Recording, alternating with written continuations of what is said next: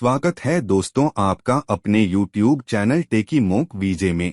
आज हम आपको एक नई कहानी सुनाने जा रहे हैं, तो चलिए कहानी शुरू करते हैं। उससे पहले मेरा आप सभी दोस्तों से अनुरोध है कि अगर आपने टेकी मोक वीजे चैनल को सब्सक्राइब नहीं किया है तो इसे तुरंत सब्सक्राइब करें एवं अगर आपको यह वीडियो पसंद आए तो इसे शेयर करें और अपना कीमती सुझाव देने के लिए कमेंट करना न भूलें। साथ ही बेल आइकॉन जरूर दबाएं। तो चलिए कहानी शुरू करते हैं, जिसका नाम है आखिरी पन्ना।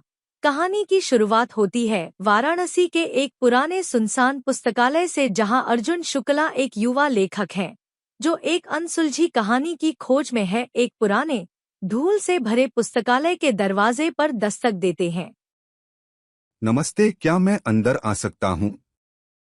अब हमारे कहानी के दूसरे किरदार, जिनका नाम है मिस्टर माथुर, जो कि पुस्तकालयाध्यक्ष हैं, बहुत ही रहस्यमयी और चुपचाप रहने वाले बुजुर्ग हैं, धीमे स्वर में कहते हैं, अंदर आ जाओ, पर यहाँ जो ढूंढोगे उसका सामना करने की हिम्मत भी रखना। तब अर्जुन हंसते हुए कहता है, मैं एक लेखक हूँ, डर से ज्यादा दोस्ती है मेरी कलम से।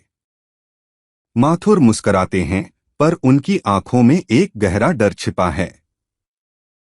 अगले दृश्य में अर्जुन अलमारियों के बीच घूमते हुए एक पुरानी किताब निकालता है, जिसका नाम है कालपृष्ठ।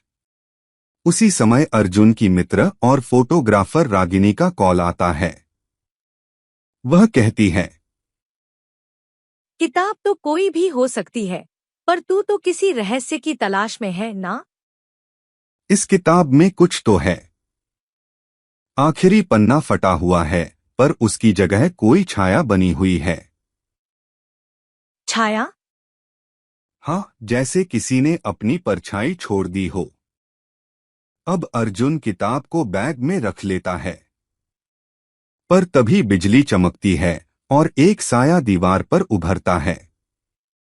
अगले दृश्य में अर्जुन रात में अपने घर में किताब पढ़ रहा है। एक पुराना किस्सा है, एक लेखक ने अपनी आत्मा किताब में कैद कर दी थी, पर तभी उसके फोन पर मैसेज आता है, पन्ना पूरा करो, नहीं तो अधूरी कहानी तुम्हें पूरा कर देगी। तभी अर्जुन चौंक जाता है और कहता है, ये किसने भेजा? वो खिड़की की तरफ देखता है, बाहर कोई परछाई है। अगले दिन अर्जुन वापस पुस्तकालय आता है, रागिनी भी साथ आती है। दोनों मिस्टर माथुर से सवाल करते हैं। रागिनी कहती है, ये किताब कालपृष्ठ, आपने इसे पहले क्यों नहीं दिखाया?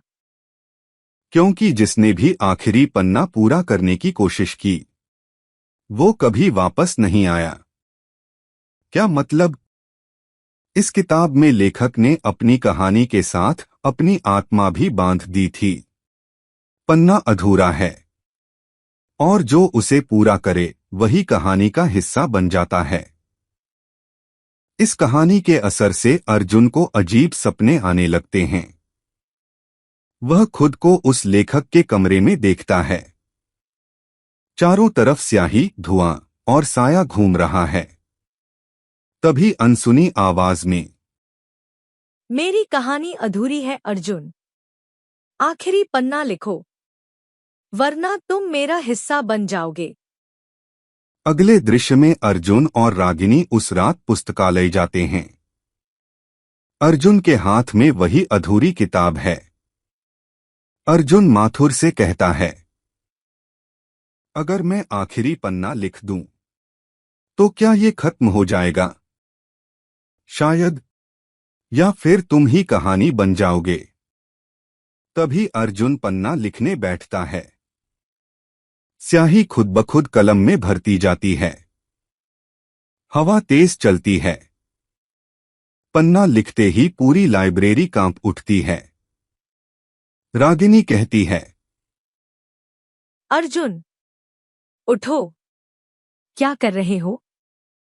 अर्जुन बेहोश हो जाता है। किताब बंद हो जाती है। अगले दृश्य में अर्जुन अस्पताल में है। आंखें खुलती हैं।